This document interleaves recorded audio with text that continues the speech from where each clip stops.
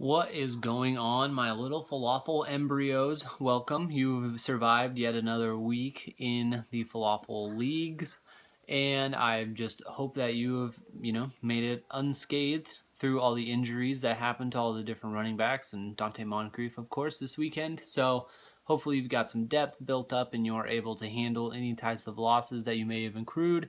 And basically, it's only one more week until bye week starts, so depth's going to start becoming a little bit of an issue for everybody. And yeah, we've only got 11 weeks to go until the playoffs. If you are falling 0-2 already and don't want to fall 0-3, don't want to dig yourself in too deep of a hole before the season gets, barely halfway over. So yeah, we are going to jump right ahead into the week 2 awards.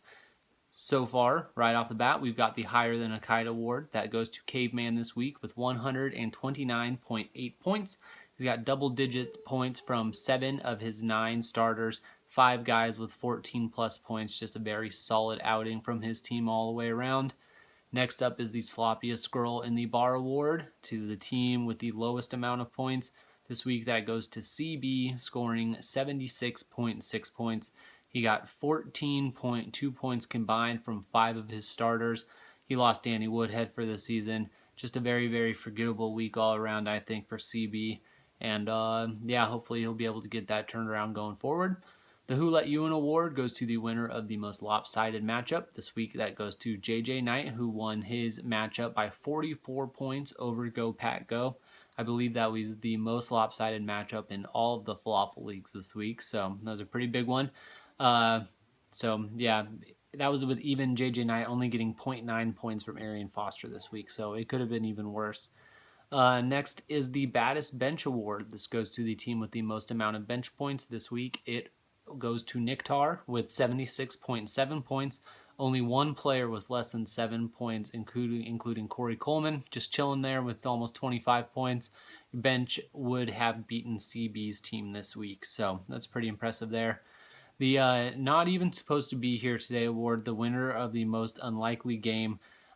There's not going to be a winner of this week, and I'm just bringing this up because I happen to look at it. I don't know if you guys noticed that every week when it does the projections, ESPN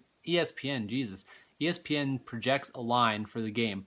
The line for the game between Dead Duck and Benchwarmer, I believe is who he played this week, was 8.1 points, and that just happened to be the exact difference or the exact outcome of the game. So I mean, if you look at all the other ones, they're all way off. They're all about 5 or 6 points, but this one was 8.1, and that was the exact difference. I just happened to randomly look at that and notice and thought that was crazy, so I'm sharing that with you guys. Next up is going to be the Tighter Than a Crab's Vagina award. This goes to S. Ramir with his 6.7 point win over Niktar. Broncos defense with 23 points. That is the highest scoring player, earning him the win there. So next, we've got Milk Was a Bad Choice. This one goes to Niktar, who in week 1 benched Jameis Winston for his hometown hero, Philadelphia Eagles boy, Carson Wentz. And then when Winston has the bad matchup against Arizona, he goes ahead and starts him over Carson Wentz, a move which cost him the win. But, an understandable move. I can't say that I would have done anything differently. I'm just, if you had the balls to do it week 1, you might as well keep going and see what happens. So just thought I'd bring that up.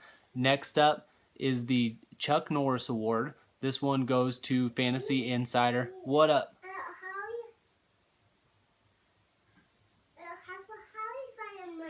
I'll be with you in just a sec, okay? I'll tell you in a minute. All right. So this one goes to Fantasy Insider. Excuse my son there. Man, so rude. So rude. This one goes, he gets 116.6 points. Okay, I'll be with you in just a moment. Thank you, homeboy. All right. He would have beaten 8 of 11 people this week, but he happened to face one of the only 3 teams to outscore him, so just a bad break for him there. Looking forward going into week 3, we've got 2-0 Mr. Meeseeks going up against 2-0 Benchwarmer. Then we've got a battle to go above 500. This will be 1-1 Go Pat Go versus 1-1 Caveman. And then you've got kind of a mix and match for all the other matchups. You've got 2-0 Darth Paikai and DJM 1225 going up against 1-1 Evan.